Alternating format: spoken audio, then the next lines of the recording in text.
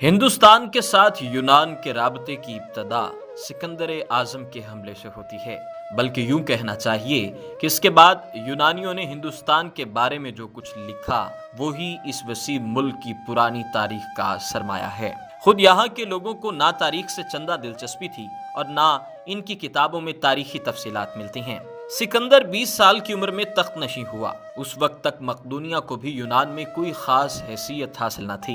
یونان اور ایران کے درمیان مدت سے لڑائیاں جاری تھیں۔ سکندر نے شروع ہی سے ارادہ کر رکھا تھا کہ وہ ایران کی قوت کو مٹائے بغیر چین نہ لے گا۔ چنانچہ فوج لے کر نکلا اور درہ دانیال کے پاس سے سمندر کو عبور کر کے ایشیا میں داخل ہو گیا۔ روانگی سے پہلے اپنا سارا مال دوستوں میں بانٹ دیا۔ جب پوچھا گیا کہ اپنے لیے کیا رکھا تو کہا امید۔ یہ سنتے ہی دوستوں نے بھی کچھ یہ کہتے ہوئے لٹا دیا کہ ہمارے لیے بھی امید ہی کافی ہے۔ ایشیائے کوچک شام، مصر اور ایران کو جب سکندر فتح کر چکا تو اس کے دل میں دنیا بھر کو مسخر کرنے کا جذبہ ابھرا۔ چنانچہ ترکستان ہوتا ہوا ہندوستان میں داخل ہو گیا۔ خدا جانے ہندوستان اس وقت کتنی ریاستوں میں بٹا ہوا تھا۔ جس علاقے کو ہم پنجاب کہتے ہیں اس میں کم از کم 8 ریاستیں قائم تھیں۔ ان میں سے بعض نے مقابلہ مناسب نہ سمجھا اور اطاعت قبول کر لی۔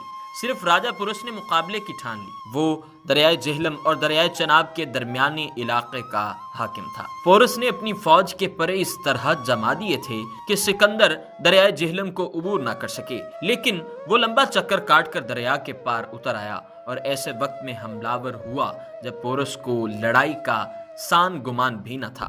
راجہ کی فوج نے شکست فاش کھائی اور وہ خود بھی لڑتے لڑتے زخموں سے چور ہو گیا۔ یونانیوں نے اسے گرفتار کر لیا اور سکندر کے سامنے لے گئے۔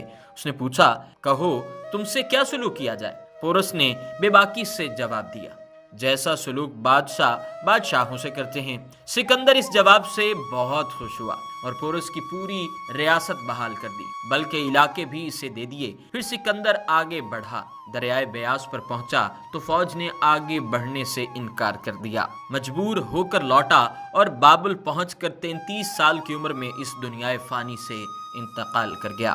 سکندر یہاں سے جاتے وقت پورس ہی کو تمام مفتوحہ علاقوں کی نگرانی کے لیے اپنا نائب بنا گیا تھا۔ پورس نے بھی جیتے جی وفاداری کا حق ادا کیا۔ سکندر کی فتح کا سب سے قابل قدر نتیجہ یہ نکلا کہ یورپ اور ہندوستان کے درمیان جو پردہ پڑا ہوا تھا وہ اٹھ گیا اور باہم گہرے تعلقات کا دروازہ کھل گیا۔